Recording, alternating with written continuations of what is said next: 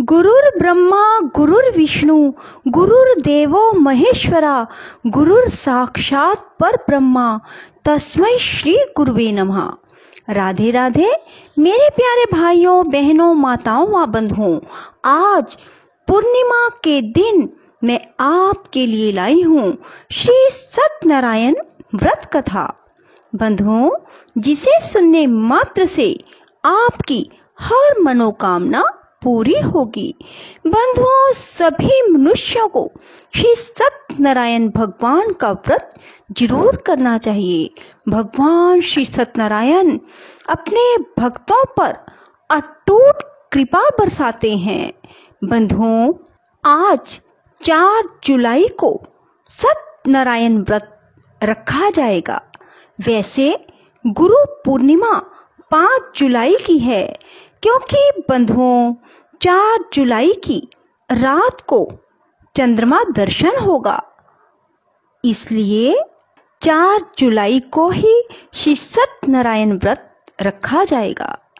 बंधुओं, यदि आपने हमारे चैनल को अब तक सब्सक्राइब नहीं किया तो जरूर करें और बेल आइकन दबाना ना भूलें, ताकि आपको हमारी आने वाली सभी वीडियोस की जानकारी सबसे पहले हो सके।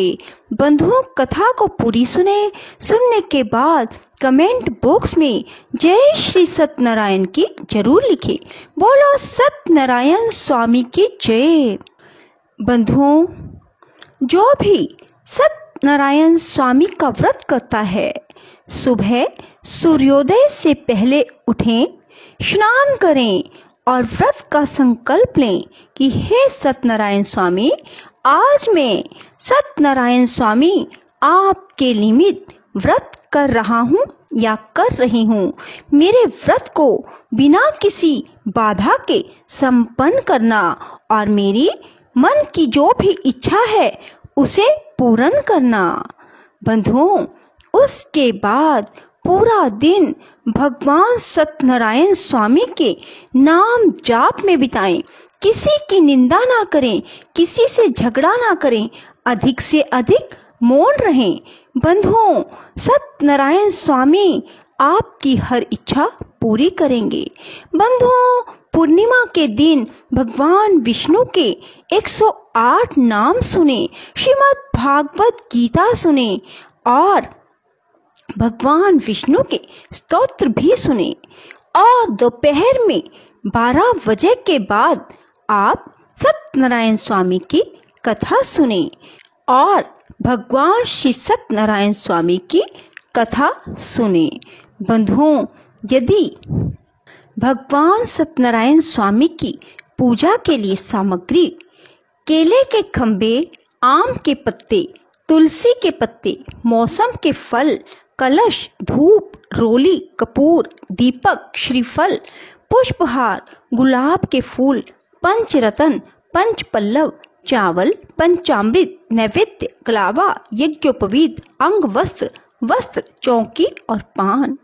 बंधुओं, सत्यनारायण व्रत में आप पंचामृत जरूर बनाएं। पंचामृत दूध, दही, शहद, शक्कर, घी मिलाकर बनाया जाता है और उसमें तुलसी दल जरूर डालें और थोड़ी सी भगवान के लिए पंजीरी अर्थात थोड़ा सा आटा भूनकर उसमें जितना आटा है उतने ही बूरा खांड ठंडा होने के बाद मिलाएं और उसमें भी तुलसी दल डालें और 1 या 2 केले प्रसाद के रूप में भगवान को जरूर अर्पित करें। व्रत करने वाला पूर्णिमा व संक्रांति के दिन शाम के समय स्नान आदि से निवृत्त होकर पूजा स्थान में आसन पर बैठकर श्री गणेश, गौरी, वरुण, विष्णु आदि सब देवताओं का ध्यान करके पूजन करें और संकल्प करें कि मैं श्री सत्यनारायण स्वामी का पूजन व कथा श्रवण सदैव करूंगा। पुष्प हाथ में लेकर श्री सत्यनारायण का ध्यान करें। यज्ञोपवीत पुष्प, नैवेद्य आदि से युक्त होकर स्तुति करें। हे भगवान, मैंने श्रद्धा पूर्वक फल, जल आदि सब सामग्री आपके अर्पण की है, इसे स्वीकार कीजिए। आपदाओं से मेरी रक्षा कीजिए। मेरा आपको बारंबार नमस्कार। इसके बाद श्री सत्यनारायण स्वामी की कथा पढ़ें अथवा सुने। श्री सत्यनारायण भगवान की कथा, पहला अध्याय। एक समय नैमिषारण्य तीर्थ में शौनक आदि 88,000 ऋषियों ने श्री सूत जी से पूछा, हे प्रभु, इस कलयुग में वेद विद्या रहित मनुष्यों को प्रभु भक्ति किस प्रकार मिलेगी? उनका उद्धार कैसे होगा? हे मुनिश्रेष्ठ, कोई ऐसा तप कहिए जिसमें थोड़े समय में पुण्य प्राप्त हो और मन वांछित फल भी मिले। वह कथा सुनने की हमारी प्रबल इच्छा है। सर्वशास्त्र ज्ञाता श्री सूत जी बोले, हे वैष्णवों में पूज्य, आप सब ने प्राणियों के हित की बात पूछी है। अब मैं उस श्रेष्ठ व्रत को आप लोगों से कहूँगा जिस व्रत को नारद जी ने श्री लक्ष्मी नारायण भगवान से पूछा था और श्री लक्ष्मीपति ने मुनिश्रेष्ठ नारद जी से कहा था। यह कथा ध्यान से सुनो। एक समय योगी राज नारद जी दूसरों के हित की इच्छा से अनेक लोकों में घूमते हुए मृत्युलोक में आ पहुँचे। यहाँ अनेक योनियों में जन्मे हुए प्राय सभी मनुष्यों को अपने कर्मों द्वारा अनेकों दुखों से पीड़ित देखकर विचार करने लगे, किस यत्न के करने से निश्चय ही मानवों के दुखों का नाश हो सकेगा। ऐसा मन में सोचकर भगवान नारद विष्णु लोक को गए। वहां श्वेत वरण और 4 भुजाओं वाले देवों के ईश नारायण का, जिनके हाथों में शंख, चक्र, गदा और पद्म थे, वर माला पहने हुए थे, देखकर स्तुति करने लगे। हे भगवान, आप अत्यंत शक्ति से संपन्न हैं। मन तथा वाणी भी आपको नहीं पा सकती। आपका आदि मध्य अंत नहीं है। निर्गुण स्वरूप सृष्टि के कारण भक्तों के दुखों को नष्ट करने वाले हो। आपको मेरा नमस्कार है। नारद जी से इस प्रकार स्तुति सुनकर विष्णु भगवान बोले, हे मुनि श्रेष्ठ, आपके मन में क्या है? आपका किस काम के लिए आगमन हुआ है? निसंकोच कहो। तब मुनि बोले, मृत्युलोक में सब मनुष्य जो अनेक योनियों में पैदा हुए हैं, अपने अपने कर्मों के द्वारा अनेक प्रकार के दुखों से दुखी हो रहे हैं। हे नाथ, मुझ पर दया रखते हो तो बताइए कि उन मनुष्यों के सब दुख थोड़े से ही प्रयत्न से कैसे दूर हो सकते हैं? श्री भगवान जी बोले, नारद, मनुष्य की भलाई के लिए तुमने बहुत अच्छी बात पूछी है। जिस काम के करने से मनुष्य मोह से छूट जाता है वह मैं कहता हूँ, सुनो। पुण्य देने वाला स्वर्ग और मृत्यु लोक दोनों में दुर्लभ यह उत्तम व्रत है। आज मैं प्रेम वश होकर तुमसे कहता हूँ, श्री सत्यनारायण भगवान का यह व्रत अच्छी तरह विधान पूर्वक संपन्न करके मनुष्य तुरंत ही यहाँ सुख भोग कर मरने पर मोक्ष को प्राप्त होता है। श्री भगवान के वचन सुनकर नारद मुनि बोले, उस व्रत का क्या फल है, क्या विधान है? किसने यह व्रत किया और किस दिन यह व्रत करना चाहिए? हे भगवान, मुझसे विस्तार पूर्वक कहिए। भगवान बोले, दुख शोक को दूर करने वाला यह व्रत सब स्थानों पर विजय करने वाला है। भक्ति और श्रद्धा के साथ किसी भी दिन मनुष्य श्री सत्यनारायण की शाम के समय ब्राह्मणों और बंधुओं के साथ धर्म प्रायण होकर पूजा करे। भक्ति भाव से नैवेद्य केले का फल, घी, दूध और गेहूं का चूरन सवाया लेवे। गेहूं के अभाव में साठी का चूरन, शक्कर अथवा गुड़ लें। भक्ति भाव से भगवान को अर्पण करें। बंधु बांधवों सहित ब्राह्मणों को भोजन करावें, तत्पश्चात स्वयं भोजन करें। रात्रि में नृत्य, गीत आदि का आयोजन कर श्री सत्यनारायण भगवान का स्मरण करता हुआ समय व्यतीत करे। इस तरह व्रत करने पर मनुष्य की इच्छा निश्चय पूरी होती है। विशेषकर कली काल में मृत्यु लोक पर यही मोक्ष का सरल उपाय है। इति श्री सत्यनारायण व्रत कथा का प्रथम अध्याय संपूर्ण। दूसरा अध्याय। सूत जी बोले, हे ऋषियों, जिसने पहले समय में इस व्रत को किया है इसका इतिहास मैं कहता हूँ, ध्यान से सुनो। सुंदर काशीपुरी नगरी में एक अत्यंत निर्धन ब्राह्मण रहता था। वह भूख और प्यास से बेचैन हुआ पृथ्वी पर घूमता था। ब्राह्मणों से प्रेम करने वाले श्री भगवान ने ब्राह्मण को दुखी देखकर बूढ़े ब्राह्मण का रूप धारण कर उसके पास जा आदर के साथ पूछा, हे विप्र, तुम नित्य ही दुखी होकर पृथ्वी पर क्यों घूमते हो? हे श्रेष्ठ ब्राह्मण, यह सब मुझसे कहो, मैं सुनना चाहता हूँ। ब्राह्मण बोला, मैं निर्धन ब्राह्मण हूँ, भिक्षा के लिए पृथ्वी पर फिरता हूँ। हे भगवान, यदि आप इससे छुटकारे का उपाय जानते हो तो कृपा कर कहो। वृद्ध ब्राह्मण बोला, श्री सत्यनारायण भगवान मनवांछित फल देने वाले हैं, इसलिए हे ब्राह्मण तू उनका पूजन कर, जिसके करने से मनुष्य सब दुखों से मुक्त होता है। ब्राह्मण को व्रत का सारा विधान बतलाकर बूढ़े ब्राह्मण का रूप धारण करने वाले श्री सत्यनारायण भगवान अंतर्ध्यान हो गए। जिस व्रत को वृद्ध ब्राह्मण ने बतलाया है मैं उसको करूंगा। यह निश्चय करने पर उस वृद्ध ब्राह्मण को रात में नींद नहीं आई। वह सवेरे उठकर श्री सत्यनारायण भगवान के व्रत का निश्चय कर भिक्षा के लिए चल दिया। उस दिन उसको भिक्षा में बहुत धन मिला, जिससे बंधु बांधवों के साथ उसने श्री सत्यनारायण का व्रत किया। इसके करने से वह विप्र सब दुखों से छूटकर अनेक प्रकार की संपत्तियों से युक्त हुआ। उस समय से वह विप्र हर मास व्रत करने लगा। इस तरह सत्यनारायण भगवान के व्रत को जो करेगा वह सब पापों से छूटकर मोक्ष को प्राप्त होगा। आगे जो पृथ्वी पर सत्यनारायण भगवान का व्रत करेगा वह मनुष्य सब दुखों से छूट जाएगा। इस तरह नारद जी से नारायण का कहा हुआ यह व्रत मैंने तुमसे कहा। हे विप्रो, अब और क्या कहूँ?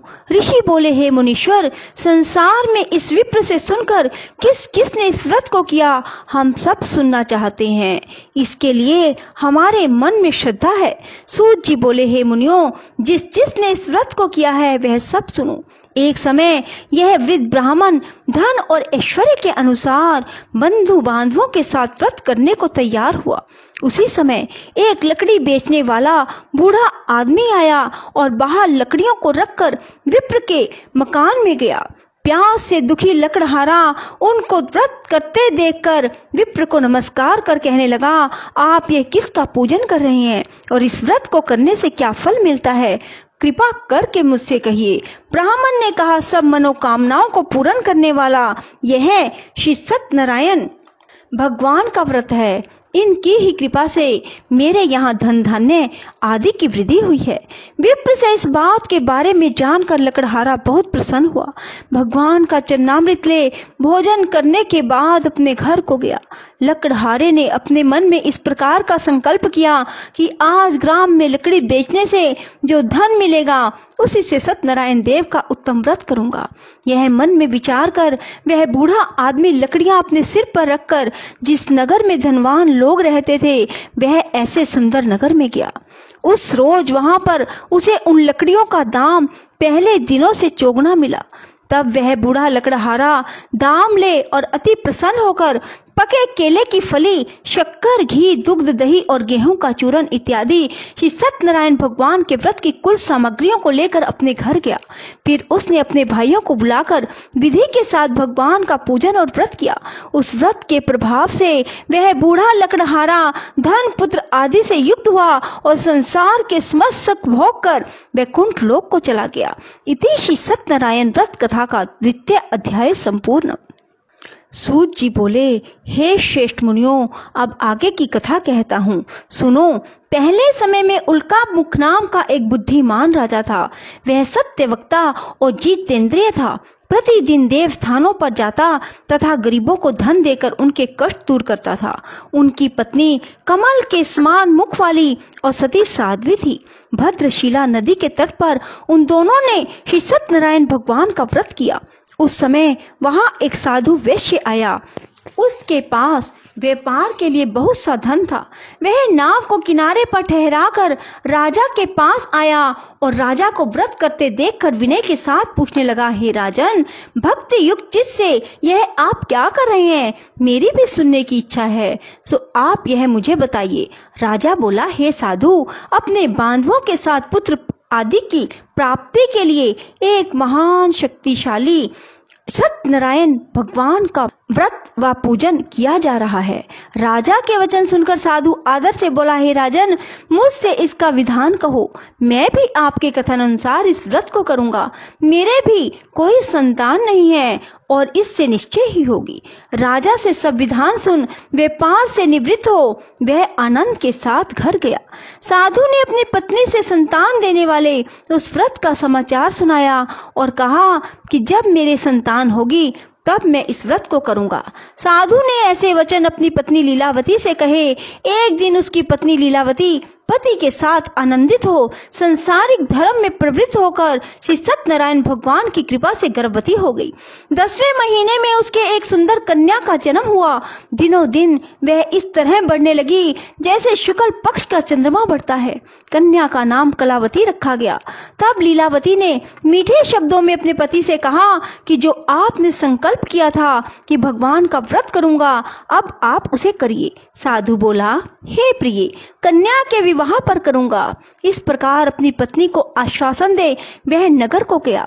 कलावती पितृगृह में वृद्धि को प्राप्त हो गई। साधु ने जब नगर में सखियों के साथ अपनी पुत्री को देखा, तुरंत ही दूत को बुलाकर कहा, पुत्री के वास्ते कोई सुयोग्य वर देखो। साधु की आज्ञा पाकर दूत कंचन नगर में पहुंचा और वहां पर खोज कर देखभाल करके लड़की के लिए सुयोग्य वनिक पुत्र को ले आया। उस सुयोग्य लड़के को देखकर साधु ने अपने बंधु बांधवों सहित प्रसन्नचित अपनी पुत्री का विवाह उसके साथ कर दिया, किंतु दुर्भाग्य से विवाह के समय भी उस व्रत को करना भूल गया। तब श्री भगवान क्रोधित हो गए और श्राप दिया कि तुम्हें दारुण दुख प्राप्त होगा। अपने कार्य में कुशल साधु बनिया जमाता सहित नावों को लेकर व्यापार करने के लिए समुद्र के समीप स्थित रतनसारपुर नगर में गया और वहां दोनों ससुर जमाई चंद्रकेतु राजा के उस नगर में व्यापार करने लगे। एक दिन भगवान सत्यनारायण की माया से प्रेरित कोई चोर राजा का धन चुराकर भागा जा रहा था, किंतु राजा के दूतों को आता देखकर चोर ने घबराकर भागते हुए राजा के धन को वहीं नाव में चुपचाप रख दिया जहां वो ससुर जमाई ठहरे हुए थे, तथा चोर भाग गए। जब दूतों ने उस साधु वैश्य के पास राजा के धन को देखा तो दोनों को बांध कर ले गए और प्रसन्नता से दौड़ते हुए राजा के समीप जाकर बोले, यह दो चोर हम पकड़ कर लाए हैं, देखकर आज्ञा दें। तब राजा की आज्ञा से उनको कठिन कारावास में डाल दिया गया और उनका धन छीन लिया। सत्यनारायण भगवान के श्राप द्वारा उनकी पत्नी भी घर पर बहुत दुखी हुई और घर जा जो धन रखा था चोर चुरा कर ले गए। शारीरिक व मानसिक पीड़ा, भूख प्यास से अति दुखी हो अन्न की चिंता में कलावती एक ब्राह्मण के घर गई। वहां उसने सत्यनारायण भगवान का व्रत होते देखा, फिर कथा सुनी, प्रसाद ग्रहण कर रात को घर आई। माता ने कलावती से कहा, हे पुत्री, अब तक कहाँ रही व तेरे मन में क्या है? कलावती बोली, हे माता, मैंने एक ब्राह्मण के घर श्री सत्यनारायण भगवान का व्रत देखा। कन्या के वचन सुनकर लीलावती भगवान के पूजन की तैयारी करने लगी। लीलावती ने परिवार और बंधुओं सहित श्री सत्यनारायण भगवान का पूजन किया और वर मांगा कि मेरे पति और दामाद शीघ्र घर आ जावें। साथ ही प्रार्थना की कि हम सबका अपराध क्षमा करो। सत्यनारायण भगवान इस व्रत से संतुष्ट हो गए और राजा चंद्रकेतु को स्वप्न में दर्शन देकर कहा, हे राजन, दोनों वैश्यों को प्रातः ही छोड़ दो और उनका सब धन जो तुमने ग्रहण किया है दे दो, नहीं तो मैं तेरा धन, राज्य, पुत्र आदि नष्ट कर दूंगा। राजा से ऐसे वचन कहकर भगवान अंतर्ध्यान हो गए। प्रातः काल राजा चंद्रकेतु ने सभा में अपना स्वप्न सुनाया, फिर दोनों वनिक पुत्रों को कैद से मुक्त करा सभा में बुलाया। दोनों ने आते ही राजा को नमस्कार किया। राजा मीठे वचनों से बोला, हे महानुभावों, भावी वश ऐसा कठिन दुख प्राप्त हुआ है, अब तुम्हें कोई भय नहीं। ऐसा कहकर राजा ने उनको नए नए वस्त्र आभूषण पहनाए, उनका जितना धन लिया था उससे दुगना धन देकर आदर से विदा किया। दोनों वैश्य अपने घर को चल दिए। इति श्री सत्यनारायण व्रत कथा का 3य अध्याय संपूर्ण। 4था अध्याय। सूत जी बोले, वैश्य ने मंगलाचार करके यात्रा आरंभ की और अपने नगर को चला। उनके थोड़ी दूर निकलने पर दंडी वेशधारी श्री सत्यनारायण भगवान ने उनसे पूछा, साधु, तेरी नाम में क्या है? अभिमानी वनिक हंसता हुआ बोला, हे दंडी, आप क्यों पूछते हो? क्या धन लेने की इच्छा है? मेरी नाव में तो बेल और पत्ते भरे हैं। वेश्या का कठोर वचन सुनकर भगवान ने कहा, तुम्हारा वचन सत्य हो। दंडी ऐसा कहकर वहां से दूर चले गए। कुछ दूर जाकर समुद्र के किनारे बैठ गए। दंडी के जाने पर वैश्य ने नित्य क्रिया करने के बाद नाव को ऊंची उठी देखकर अचंभा किया। नाव में बेल पत्ते देखकर मूर्छित हो जमीन पर गिर पड़ा। फिर मूर्छा खुलने पर अत्यंत शोक प्रकट करने लगा। तब उसका दामाद बोला, आप शोक ना करें, यह दंडी का श्राप है, अतः उनकी शरण में चलना चाहिए, तभी हमारी मनोकामना पूरी होगी। दामाद के वचन सुन वह दंडी के पास पहुंचा और अत्यंत भक्ति भाव से नमस्कार करके बोला, मैंने जो आपसे असत्य वचन कहे थे उनको क्षमा करो। ऐसा कहकर महान शोकातुर हो रोने लगा। तब दंडी भगवान बोले, हे वनिक पुत्र, मेरी आज्ञा से बार बार तुम्हें दुख प्राप्त हुआ है, तू मेरी पूजा से विमुख हुआ। साधु बोला, हे भगवान, आपकी माया से ब्रह्मा आदि भी आपके रूप को नहीं जानते, तब मैं अज्ञानी कैसे जान सकता हूँ। आप प्रसन्न होइए, मैं समर्थ के अनुसार आपकी पूजा करूंगा। मेरी रक्षा करो और पहले के समान नौका में धन भर दो। उसके भक्ति भाव वचन सुनकर प्रसन्न हो उसकी इच्छा अनुसार वर देकर अंतर्ध्यान हो गए। तब उन्होंने नाव पर आकर देखा नाव धन से परिपूर्ण है। फिर वह भगवान सत्यनारायण का पूजन कर साथियों सहित अपने नगर को चला। जब अपने नगर के निकट पहुंचा तब दूत को घर भेजा। दूत ने साधु के घर जा उसकी स्त्री को नमस्कार कर कहा, साधु अपने दामाद सहित इस नगर के समीप आ गए हैं। लीलावती और कलावती उस समय भगवान का पूजन कर रही थी। ऐसा वचन सुन साधु की स्त्री ने बड़े हर्ष के साथ सत्यदेव का पूजन कर पुत्री से कहा, मैं अपने पति के दर्शन को जाती हूँ, तू कार्य पूर्ण कर शीघ्र आ जाना। परंतु कलावती व्रत और प्रसाद छोड़कर पति के पास चली गई। प्रसाद की अवज्ञा के कारण सत्यदेव ने रुष्ट हो उसके पति को नाव सहित पानी में डुबो दिया। कलावती अपने पति को ना देखकर रोती हुई जमीन पर गिर गई। इस तरह नौका को डूबा हुआ कन्या को रोता देख साधु दुखी हो बोला, हे प्रभु, मुझसे या मेरे परिवार से जो भूल हुई उसे क्षमा करो। उसके दीन वचन सुनकर सत्यदेव प्रसन्न हो गए और आकाशवाणी हुई, हे साधु, तेरी कन्या मेरे प्रसाद को छोड़कर आई है, इसलिए इसका पति अदृश्य हुआ है। यदि वह घर जाकर प्रसाद खाकर लौटे तो इसे पति अवश्य मिलेगा। ऐसी आकाशवाणी सुनकर कलावती ने घर पहुंचकर प्रसाद खाया, फिर आकर पति के दर्शन किए। तत्पश्चात साधु ने बंधु बांधवों सहित सत्यदेव का विधि पूर्वक पूजन किया। इस लोक का सुख भोगकर अंत में स्वर्गलोक को गया। इति श्री सत्यनारायण व्रत कथा का 4वां अध्याय संपूर्ण। 5वां अध्याय। सूत जी बोले, हे ऋषियों, मैं और भी कथा कहता हूँ, सुनो। प्रजा पालन में लीन तुंगध्वज नाम का एक राजा था। उसने भी भगवान का प्रसाद त्याग कर बहुत दुख पाया। एक समय वन में जाकर वन्य पशुओं को मारकर बड़ के वृक्ष के नीचे आया। वहां उसने ग्वालों को भक्ति भाव से बांधवों सहित श्री सत्यनारायण का पूजन करते देखा। राजा देखकर भी अभिमान वश वहां नहीं गया, ना नमस्कार किया। जब ग्वालों ने भगवान का प्रसाद उसके सामने रखा तो वह प्रसाद त्याग कर अपनी नगरी को चला गया। वहां उसने अपना सब कुछ नष्ट पाया। वह जान गया यह सब भगवान ने किया है। तब वह विश्वास कर ग्वालों के समीप गया और विधि पूर्वक पूजन कर प्रसाद खाया। सत्यनारायण देव की कृपा से सब कुछ पहले जैसा हो गया। फिर दीर्घ काल तक सुख भोग कर मरने पर स्वर्ग लोक को गया। जो मनुष्य इस परम दुर्लभ व्रत को करेगा, भगवान की कृपा से उसे धन धान्य की प्राप्ति होगी। निर्धन धनी बंदी बंधन से मुक्त होकर निर्भय हो जाता है। संतानहीनों को संतान की प्राप्ति होती है। सब मनोरथ पूर्ण होकर अंत में वैकुंठ धाम को जाता है।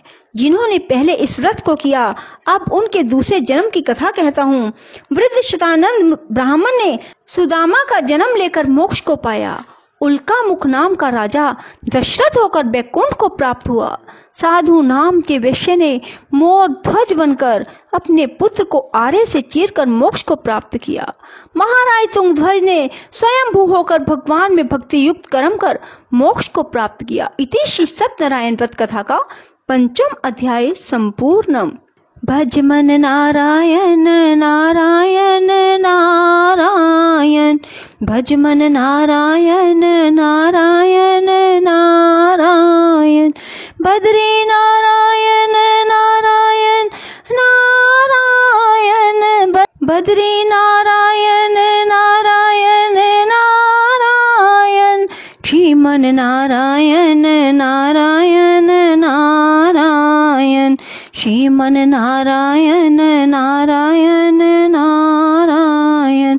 बोलो सत्यनारायण स्वामी की जय। राधे राधे। जय श्री कृष्णा। बंधुओं, यदि आपको हमारी वीडियो पसंद आए तो इसे लाइक करें और शेयर भी जरूर करें। धन्यवाद।